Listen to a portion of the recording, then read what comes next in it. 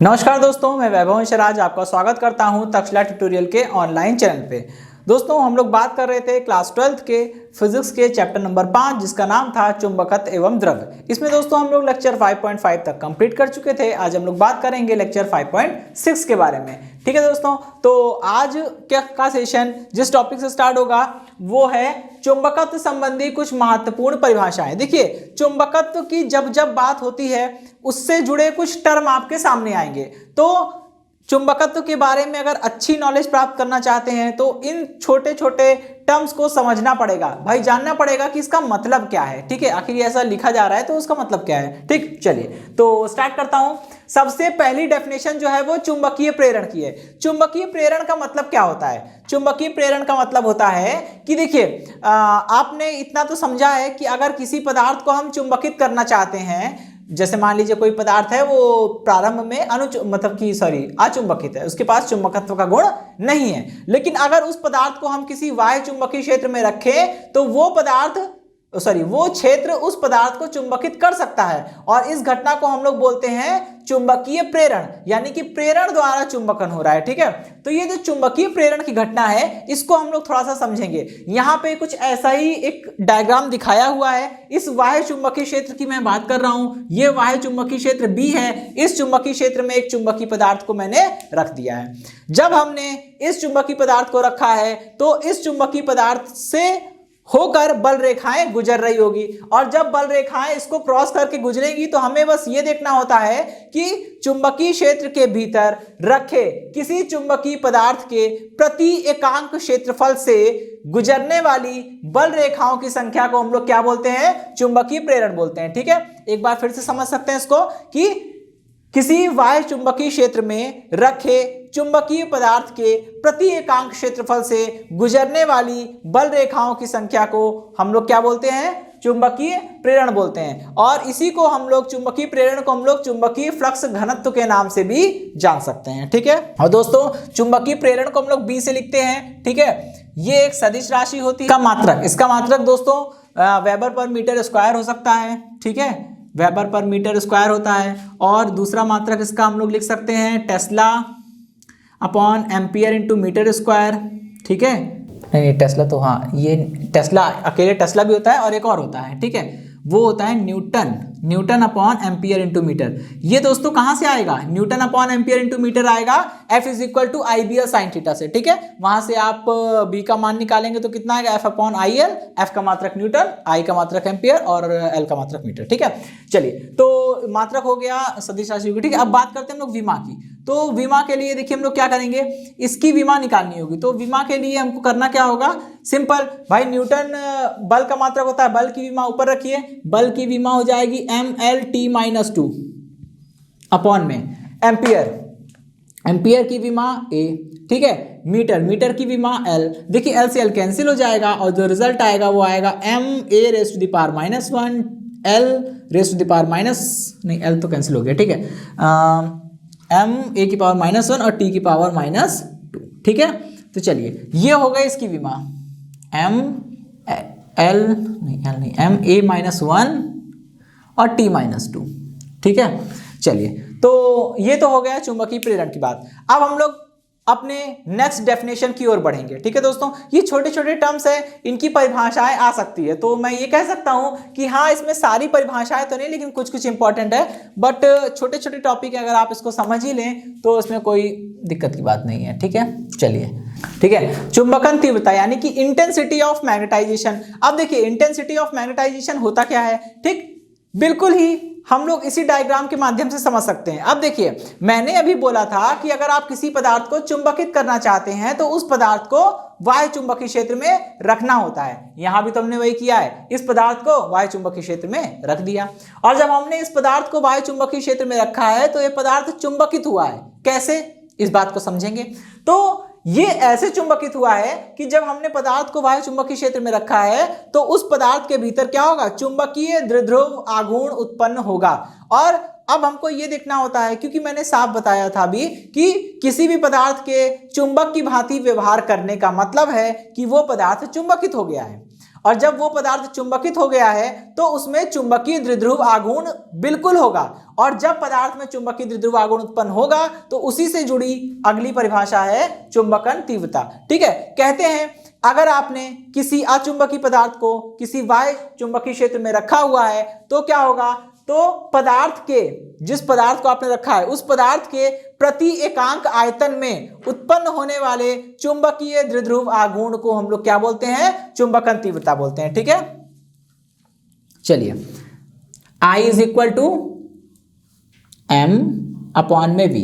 ठीक, चलिए तो चुंबकन तीव्रता यही है कि जब हम लोग किसी अचुंबकीय पदार्थ को किसी बाह्य चुंबकीय क्षेत्र में रखते हैं तो चुंबकीय पदार्थ के प्रति एकांक आयतन में उत्पन्न होने वाले चुंबकीय द्विध्रुव आघूर्ण को हम लोग क्या बोलते हैं, चुंबकन तीव्रता बोलते हैं। चुंबकन तीव्रता को दोस्तों हम लोग I से प्रदर्शित करते हैं। ठीक है, इसको हम लोग I से प्रदर्शित करते हैं, और ये कैसी है, ये एक सदिश राशि है, ये एक सदिश राशि है। इसका मात्रक देख लेते हैं। मात्रक कैसा है इसका मात्रक हो जाएगा, भाई इसका मात्रक निकालना है तो m का मात्रक रखना पड़ेगा। दोस्तों m का मात्रक होता क्या है, m इज इक्वल टू, हमने आपको बताया था I इंटू ए होता है। मात्रक क्या हो जाएगा, एम्पियर इंटू मीटर स्क्वायर, और एम्पियर इंटू मीटर स्क्वायर और अपॉन में हो जाएगा मीटर क्यूब, तो एक मीटर स्क्वायर से मीटर क्यूब कट जाएगा। कितना आएगा मात्रक इसका, एम्पियर अपॉन में मीटर। ठीक है, ये हो गया इसका मात्रक। अब दोस्तों इसकी विमा निकालनी है, तो विमा भी इजी है, यहां लिख दे रहा हूं मैं। विमा कैसे लिखेंगे, विमा लिखने के लिए एम्पियर किस चीज का मात्रक होता है, विद्युत धारा का। विद्युत धारा की विमा कितनी होती है, ए। ठीक है, और m मतलब ये मीटर लिखा है, मीटर किस चीज का मात्रक होता है, लंबाई का, तो लंबाई की विमा कितनी होती है, l। इसको हम लोग सॉल्व करके क्या लिख सकते हैं, a l की पावर -1। ठीक है, इसको सॉल्व करके हम लोग लिख सकते हैं a l की पावर -1। ठीक है, चलिए ये तो हो गया विमा। ठीक, सदिश राशि है, मात्रक पता चल गया, विमा पता चल गई, बस। ठीक, अब हम लोग बढ़ेंगे अपने थर्ड डेफिनेशन पे।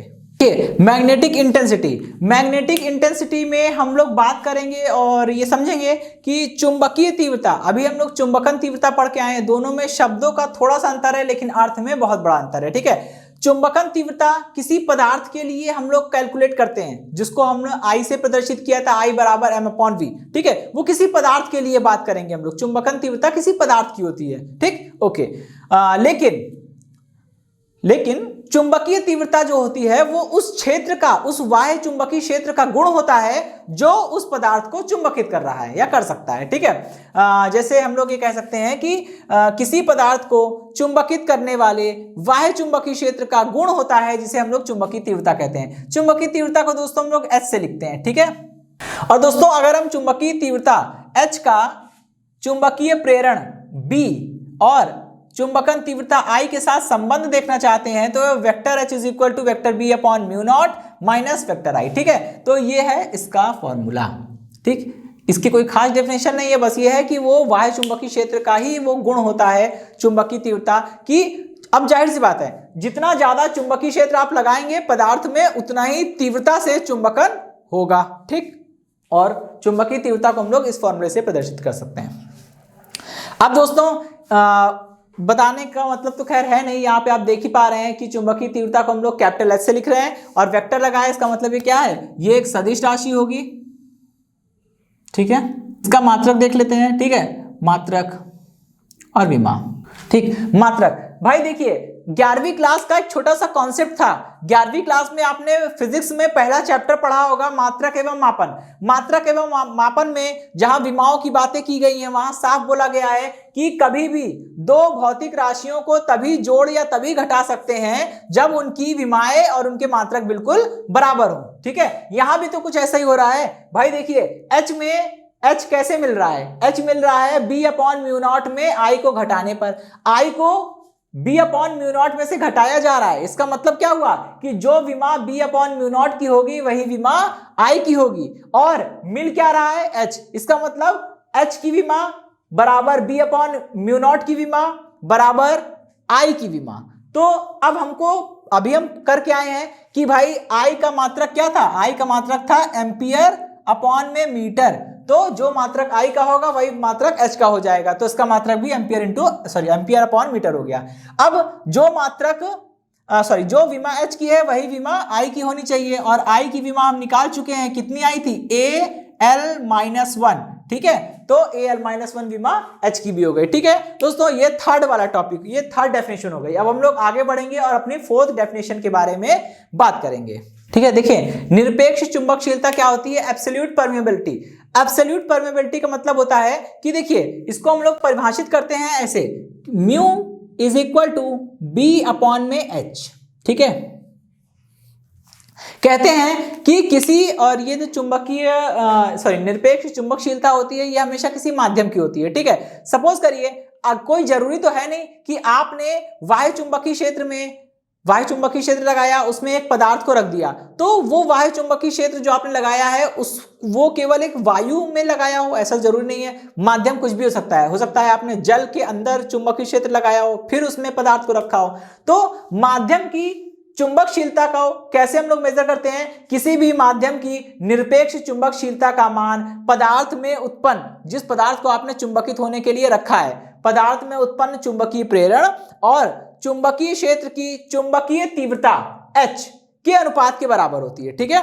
और ये भी वेक्टर है, दो वेक्टर सेम डायरेक्शन में आप डिवाइड कर रहे हैं तो यहाँ पे एक अदिश राशि आएगी, ठीक है। तो म्यू क्या है? एक अदिश राशि है। और मात्रक देखते हैं इसका दोस्तों, इसका मात्रक क्या हो जाएगा? इसका मात्रक बी का मात्रक और अपॉन में एच का मात्रक, ठीक। बी का मात्रक कितना होता है? बी का मात्रक हम लोग पढ़ चुके हैं, न्यूटन, इधर साइड में सॉल्व कर लेते हैं। बी का मात्रक होता है न्यूटन अपॉन में एम्पियर इंटू मीटर, ठीक है। और एच का मात्रक हम लोग निकाल ही चुके हैं, एम्पियर अपॉन मीटर, ठीक है। इसको जरा सॉल्व करते हैं, कितना आएगा? Newton upon ampere into metre, ये रिवर्ट हो जाएगा एम, मतलब मीटर अपॉन में एम्पियर, ठीक है। मीटर से मीटर कैंसिल हो जाएगा, कितना आएगा? Newton upon ampere square. तो ये हो जाएगा भाई न्यूटन अपॉन एम्पियर स्क्वायर, ठीक है। चलिए अब विमा निकालनी है तो यहीं से हम लोग निकाल सकते हैं, बहुत ही इजी है, ठीक। क्या करना होगा? न्यूटन की विमा रखिए। न्यूटन किस चीज का मात्रक होता है? बल का। तो बल की विमा रखिए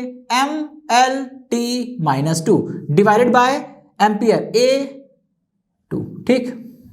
चलिए अब इसको सॉल्व कर लीजिए, कितना होगा? ML-A-2T-2, ठीक है। चलिए ये विमा हो गई, तो ये हो गया ML-A-2T-2, ठीक है। तो मात्रक, विमा सब कुछ हो गया। अब हम लोग बढ़ेंगे अपनी पांचवी डेफिनेशन की ओर, ठीक है। चलिए सापेक्षिक चुंबकशीलता यानी कि रिलेटिव परमेबिलिटी क्या होती है, ठीक है। जैसे हमने वैद्युत स्थितिकी में सापेक्षिक वैद्युशीलता पढ़ी थी, वैसे यहाँ पे सापेक्षिक चुंबकशीलता है, ठीक है। वहां पे सापेक्षिक वैद्युशीलता को हम लोग एप्सिलॉन आर लिख रहे थे, इसी को हम लोग के बोल रहे थे, और इसका मान निकल के आया था एप्सिलॉन अपॉन एप्सिलॉन नॉट, ठीक है। वही चीज यहां भी हो रही है। तो mu R relative magnetic permeability is equal to कितना हो जाएगा? म्यू अपॉन में म्यू नॉट, ये हो जाएगा, ठीक है। अब इसको जरा हम लोग सॉल्व करते हैं। देखिए मतलब इसको एक्सप्लेन करेंगे, इसी को शब्दों में बोलेंगे, ठीक। म्यू क्या होता है? म्यू जो होता है वो निरपेक्ष चुंबकशीलता होती है, ठीक है। तो निरपेक्ष चुंबकशीलता अपॉन वायु या निर्वात की चुंबकशीलता, इनके अनुपात को ही हम लोग बोलते हैं सापेक्षिक चुंबकशीलता, ठीक है। तो क्या बोलेंगे हम लोग कि किसी माध्यम की सापेक्षिक चुंबकशीलता, किसी माध्यम की सापेक्षिक चुंबकशीलता का मान उस माध्यम की निरपेक्ष चुंबकशीलता तथा वायु अथवा निर्वात की चुंबकशीलता के अनुपात के बराबर होता है, ठीक है। ये हो गया म्यू आर का मान। अब देखिए हमने दोस्तों भी पिछले वाली डेफिनेशन में, बिल्कुल लास्ट डेफिनेशन में पढ़ा था कि म्यू इज इक्वल टू कितना होता है? बी अपॉन एच, ठीक है। लेकिन दोस्तों अगर मान लीजिए आपने जिस माध्यम में चुंबकीय क्षेत्र लगाया और फिर उसमें पदार्थ को रखा, अगर वो माध्यम वायु होगा, अगर वो माध्यम वायु हो तब क्या होगा? तब mu not is equal to कितना आ जाएगा? Mu not is equal to B not upon में एच आ जाएगा, ठीक है। मतलब अगर उस माध्यम में आपने पदार्थ को नहीं रखा है, केवल चुंबकीय क्षेत्र से लगा दिया है, तो जब आप पदार्थ नहीं होगा तो वहां पे वायु तो होगी, ठीक है। तो उस वायु के लिए यहाँ पे उस वायु में उत्पन्न होने वाला चुंबकीय प्रेरण बी नॉट है। अब म्यू आर की वैल्यू निकालिए जरा, कितना आएगा? Mu R is equal to होता है म्यू अपॉन में म्यू नॉट, यहाँ पे वैल्यू रख दीजिए। Mu R is equal to, mu की वैल्यू कितनी है दोस्तों? बी अपॉन में एच, ठीक है। और म्यू नॉट की वैल्यू कितनी है? बी नॉट अपॉन में एच, ठीक है, इसको हम लोग सॉल्व कर लेंगे। जैसे ही हम लोग इसको सॉल्व करेंगे कितना मिलेगा, mu R is equal to B upon B not. ठीक है, चलिए भाई ये बात समझ में आ गई। ठीक, और इसकी डेफिनेशन के साथ साथ इसमें एक फैक्ट और जुड़ा हुआ है। वो फैक्ट ये है कि अगर हम लोग बात करेंगे लौह चुंबकीय पदार्थ, प्रतिचुंबकीय पदार्थ और अनुचुंबकीय पदार्थों के बारे में, तो इन तीनों पदार्थों के लिए म्यू आर का मान अलग अलग होता है। जैसे चलिए प्रतिचुंबकीय पदार्थ के लिए क्या होगा, प्रतिचुंबकीय पदार्थ के लिए म्यू आर का मान जो होगा वो क्या होगा, 1 से कम होगा। ठीक है, जाहिर सी बात है। ठीक, और क्योंकि ये क्षेत्र की विपरीत दिशा में चुंबकित हो रहे हैं। ठीक, अच्छा, अनुचुंबकीय पदार्थों के लिए क्या होगा, अनुचुंबकीय पदार्थ क्षेत्र की दिशा में हल्का सा चुंबकित होते हैं, इसलिए इसका मान mu R is greater than, will be greater than 1 होगा, 1 से ज्यादा होगा। ठीक है, लेकिन लौह चुंबकीय पदार्थों की अगर हम बात करेंगे तो म्यू आर का मान जो होगा वो बहुत ज्यादा होगा, किससे, 1 से, और 1 से बहुत ज्यादा होगा तो करीब कितना होगा, ये होगा म्यू आर जो होते हैं वो करीब 1000 के ऑर्डर के होते हैं, 1000, इनकी वैल्यू करीब करीब 1000 होती है। ठीक है, चलिए तो ये तो हो गया पांचवी डेफिनेशन। अब हम लोग बात करेंगे इससे जुड़ी हुई आखिरी और छठी डेफिनेशन के बारे में। ठीक है, चुंबकीय प्रवृत्ति यानी कि मैग्नेटिक ससेप्टिबिलिटी। अब हम लोग अगले टॉपिक की बात कर रहे हैं, अगली डेफिनेशन की बात कर रहे हैं, चुंबकीय प्रवृत्ति क्या होती है। ठीक है, कहते हैं, और आप इस बात को समझ भी सकते होंगे कि जब हम लोग किसी पदार्थ को किसी चुंबकीय क्षेत्र में रख रहे हैं तो क्या हो रहा है, वो पदार्थ, उस पदार्थ के अंदर चुंबकीय द्विध्रुव आघूर्ण उत्पन्न हो रहा है, और होना भी चाहिए, क्योंकि अगर चुंबकीय द्विध्रुव आघूर्ण उत्पन्न नहीं होगा तो पदार्थ चुंबकित कैसे हो सकता है। तो बस हमको यही देखना है। अब हम यहां बात करेंगे जहां पदार्थ के भीतर चुंबकीय द्विध्रुव आघूर्ण उत्पन्न होता है, मतलब पदार्थ के लिए हम लोग चुंबकन तीव्रता की बात करते हैं। तो किसी भी पदार्थ के चुंबकन की तीव्रता जो होती है वो चुंबकीय तीव्रता के अनुक्रमानुपाती होती है, यानी I जो होता है वो प्रोपोर्शनल होता है किसके, H के। अब यहाँ पे आप जानते हैं क्या होगा, अनुक्रमानुपाती का चिन्ह हटेगा, एक बराबर का चिन्ह आएगा और एक इसकी जगह पे नियतांक आता है, और वो नियतांक क्या होगा, काई एम। इसको क्या पढ़ते हैं दोस्तों, काई एम। ठीक है, ठीक है, CHI, इसको काई पढ़ते हैं हम लोग। ठीक है, काई, और नीचे छोटा सा m लिखा है तो आप m बोल सकते हैं। ठीक है, तो काई एम, तो I is equal to chi M into H. ठीक है, अब यहां से हम इसका मान निकाल सकते हैं। भाई काई एम की वैल्यू निकालना चाहेंगे तो कैसे, इसको ऐसे बनाते हैं, पहले वाली ये वाली लाइन थोड़ी सी ऐसे बिल्कुल टिल्ट बनाएंगे और ये बिल्कुल स्ट्रेट। ठीक है, और ये एम, ठीक ऐसे बनेगा, और इसको हम लोग लिखेंगे chi M is equal to I upon में एच। ठीक, अब इसको पढ़ के बोल दीजिए, डेफिनेशन हो गई। क्या बोलेंगे कि किसी भी पदार्थ की चुंबकीय प्रवृत्ति का मान पदार्थ में उत्पन्न होने वाले चुंबकन तीव्रता या पदार्थ के चुंबकन तीव्रता I और चुंबकीय तीव्रता H के अनुपात के बराबर होता है। ठीक है, काई एम का मान I अपॉन H के बराबर होता है। ये बात समझ रहे हैं आप। ठीक है, गुड। अब देखिए ये I वेक्टर है, H वेक्टर है, जो दिशा I की वही दिशा H की, और इसलिए काई एम क्या होगा, एक अदिश राशि होगी। ठीक है, काई एम जो है वो एक अदिश राशि है। और बात करेंगे हम इसके मात्रक की। तो दोस्तों आपने पढ़ा है जो मात्रक H का है वही मात्रक I का है, सेम मात्रक है, अपॉन में लिखे हैं, क्या होगा, कट जाएगा, मतलब मात्रक होगा ही नहीं, तो ये हो जाएगी मात्रकहीन राशि हो जाएगी, ये मात्रकहीन राशि हो जाएगी। ठीक है, अच्छा, और मात्रकहीन, अब ये बात है कि ये विमाहीन, विमा भी हो, विमा निकालते हैं, विमाहीन होगी। क्यों, क्योंकि जब दोनों राशियों के मात्रक बराबर हैं, दोनों राशियों के विमाएं भी बराबर होगी, और जब दोनों राशियों की विमाएं बराबर है तो ऊपर नीचे सेम विमाएं कट जाएगी, तो वो क्या बन जाएगी, विमाहीन राशि हो जाएगी। ठीक है, राशि हो जाएगी। चलिए, तो इतनी बात समझ में आ गई। अब हम लोग, ये डेफिनेशन तो खत्म होती है, अब हम लोग इसी डेफिनेशन से जुड़ा एक छोटा सा डेरिवेशन देखेंगे। ठीक है, अपेक्षित चुंबकशीलता म्यू आर और चुंबकीय प्रवृत्ति काई एम के मध्य संबंध कैसे निकालेंगे, इसको आइए देखते हैं। दोस्तों हमने एक डेफिनेशन पढ़ी हुई है कि किसी भी बाह्य चुंबकीय क्षेत्र की चुंबकीय तीव्रता H का मान जो होता है वो कितना होता है, vector H is equal to vector B upon में म्यू नॉट माइनस का I। ठीक है, ये बात समझ में आ गई। ओके, अब हम लोग का नेक्स्ट स्टेप क्या होगा, नेक्स्ट स्टेप जो है वो हमारा ये होगा कि वेक्टर बी अपॉन में mu not is equal to कितना हो जाएगा, vector H plus vector I। ठीक है, और अब हमारा फिर से अगला स्टेप, वेक्टर बी अपॉन में mu not is equal to, यहां पे दोस्तों हम लोग एक फॉर्मूले का यूज करने वाले हैं। ठीक है, कि I is equal to chi M into H. ये अभी अभी हम पढ़ के आ रहे हैं डेफिनेशन में। ठीक है, कि किसी पदार्थ के में जो चुंबकन तीव्रता का मान होता है, मतलब I का मान जो होता है वो काई इंटू एच के बराबर होता है। ठीक, चलिए अब क्या करेंगे हम लोग, I की जगह पे ये वैल्यू पुट कर देंगे। जैसे ही आप I की जगह पे वैल्यू पुट करेंगे, H तो अपनी जगह पे लिख दिया जाएगा, I की जगह पे लिखेंगे काई एम इंटू एच। ठीक, अब यहां से H कॉमन ले लीजिए। पहले कितना बनेगा, वेक्टर बी अपॉन में mu not is equal to vector H common आ गया, अंदर क्या बचेगा 1 प्लस काई एम। ठीक है, अच्छा दोस्तों अब देखिए यहां पे इसको शिफ्ट कर दे रहा हूं मैं। ठीक है, इसको मैं इस तरह से लिख सकता हूं कि B अपॉन में H, वेक्टर B अपॉन में वेक्टर H, और ये पूरे अपॉन में क्या आ जाएगा, म्यू नॉट आ जाएगा। ठीक है, इज इक्वल टू यहां पे आ जाएगा 1 प्लस काई एम। ठीक है, चलिए भाई अब B अपॉन H क्या बनेगा, B अपॉन H बन जाएगा म्यू, और ये हो जाएगा म्यू नॉट। ठीक, इज इक्वल टू ये हो जाएगा 1 प्लस काई एम, और म्यू अपॉन म्यू नॉट क्या बनेगा, अभी हम पढ़ के आए हैं म्यू अपॉन म्यू नॉट बनता है म्यू आर, तो ये बन जाएगा mu R is equal to 1 plus chi M. यही जो है वो चुंबकशीलता, सापेक्षिक चुंबकशीलता म्यू आर और चुंबकीय प्रवृत्ति एक्सएम सॉरी काई एम के बीच में संबंध है। ठीक है, और ये डेरिवेशन खूब पूछा जाता है, 2 नंबर का डेरिवेशन आता है, और देखिए ज्यादा कुछ है भी नहीं इसमें। ठीक है, तो दोस्तों आज के सेशन में इतना ही, मिलेंगे हम लोग नेक्स्ट सेशन में। दोस्तों इस सेशन से जुड़े नोट्स प्राप्त करने के लिए डिस्क्रिप्शन में दिए गए लिंक पर जाके क्लिक कीजिए दोस्तों। ओके दोस्तों, आज का सेशन यहीं समाप्त होता है। आज के सेशन से जुड़े नोट्स प्राप्त करने के लिए डिस्क्रिप्शन में दिए गए लिंक पर जाके क्लिक कीजिए।